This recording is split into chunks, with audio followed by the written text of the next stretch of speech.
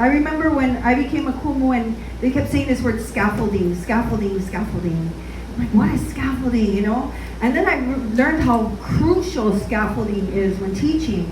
So Hano's going to share a little bit about his process when they go into the fish pond and the learning process and how it's scaffolded out of real life stories that he's going to share. And then we're going to have you guys do an exercise.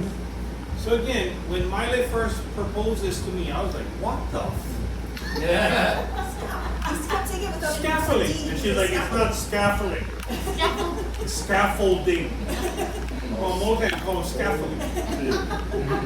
But so I had to try and figure out how am I developing these kids in the local ER.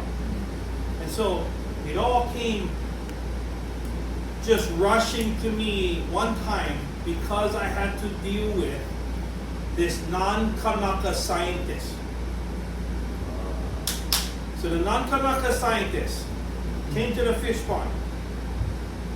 And I told this scientist, I have coral in here. I don't know much about it, I want to learn. She's like, that's great, I'll teach you. And then boom. We went in and she showed me the 9 different types of coral that had. I was stoked. I understand, I was interested. She said, okay, now that we're friends and partners, I'm going to bring kids up here, we're going to study coral. And I'm thinking to myself, well, I don't know if the kids know how to study coral when they first come. And so it's like, yeah, I would like them to be coral scientists, but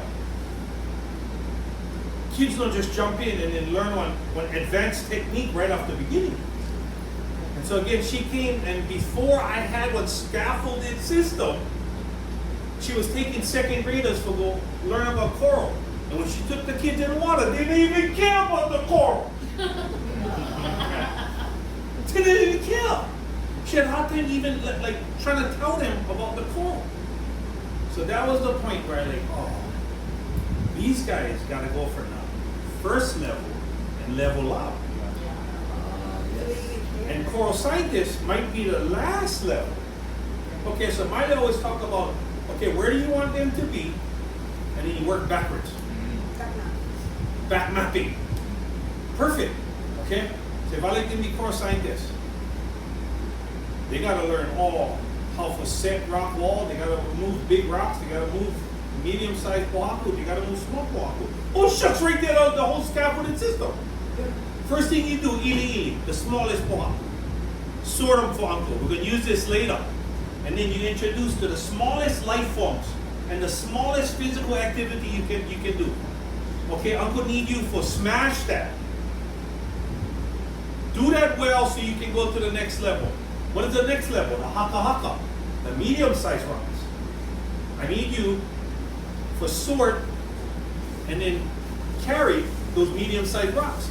And now, because they're actually bigger, you're introduced to a little bit different organisms, and you introduce the different techniques to help move the pohaku, because it's not small anymore.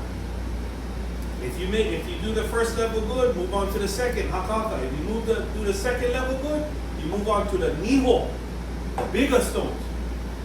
Now you need more problem solving skills. You probably got to work together with somebody because it might be too big for you for move by yourself.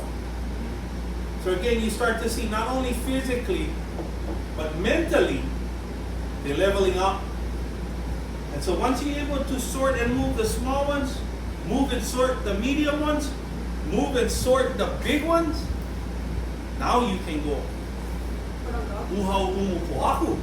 You can set rock wall with uncle.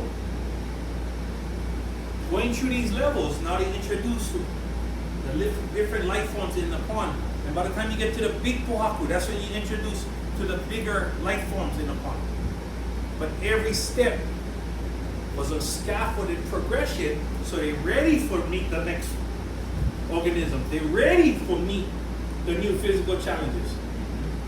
And so once they introduce themselves and get to know everything in the pond, and they finally can set rock wall, now you can go to the coral. Yes, now you're ready for that advanced technique. Now you've met everything in the pond, and now you know how to treat them. So for me, That's what became my scaffolding system. I would introduce you to the smallest ones, then the medium ones, then the big ones, and then you help protect. Now, you in the right level now. You can go and go study for. And now they eat them up. Every step leading to a bigger challenge, and then meeting that challenge, and then advancing. And again, the whole time, confidence building, skill set building. And by the time they reach studying coral, they will hear you up just like Uncle. And I like when Kumar was talking about the lei, because it's the same idea. You go, okay, the end goal is to make a beautiful lei, but it doesn't just happen. You have all these steps that you need to take before you go get the lei. You have to prepare yourself. The first step is just to envision what you want. The second one is like to get your gathering tools together. The third is to know exactly where to go, what time of day, what you're looking for, right? And then you bring all of that back, and then you sort. So there's so many steps before you get to make the actual lei. And so what I did was, at the bottom of the paper, I want you to think about the objective or the goal. So if we're teaching your kiki, for example, Ho'olalahui, Hawaii, that's the objective at the end for them to be able to play and sing it proficiently, right? So what are all the steps before, right? Will it be introducing the mo'olelo behind the story or the composers of the song? Will it be talking about the Olelo Hawaii and the translation? And will it be teaching them the progression or whatever it might be? So I want you guys to think of a project that you usually do every year. You can make it specific to this year, like Olelahui Hawaii, but something that you always do. What is your end goal? And I want you to back map it. Back mapping is crucial when you build the unit. That is where you'll get the optimal learning experience for you.